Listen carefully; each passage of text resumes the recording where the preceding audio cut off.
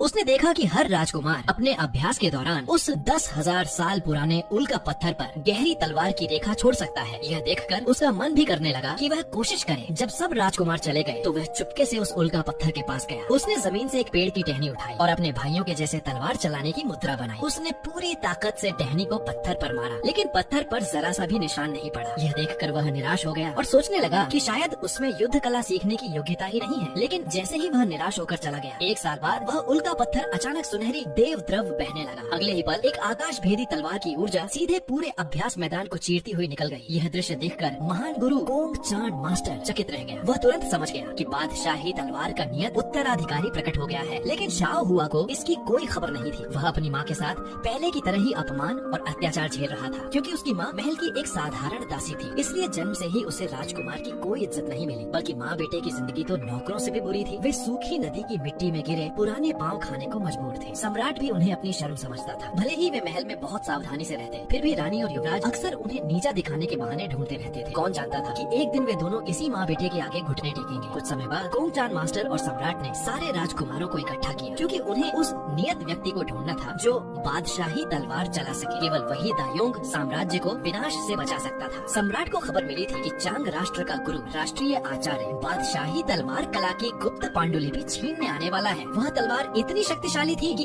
एक बार में नदियां तक काट सकती थी और संसार में केवल बादशाही तलवार ही उसका सामना कर सकती थी। एक एक करके सब राजकुमारों ने कोशिश की, पर किसी से भी वह चमत्कार नहीं हुआ जो उल्का पत्थर पर हुआ था। अब बस वही बेकार समझा जाने वाला शाओ हुआ बचा था। किसी को उसे कोई उम्मीद नहीं थी, लेकिन उसने तय किया कि वह अपनी माँ का सिर ऊंचा करने के लिए कोशिश करेगा। अगर इसका पार्ट 2 देखना है तो कमेंट में पार्ट 2 लिखकर चैनल सब्सक्राइब कर दो।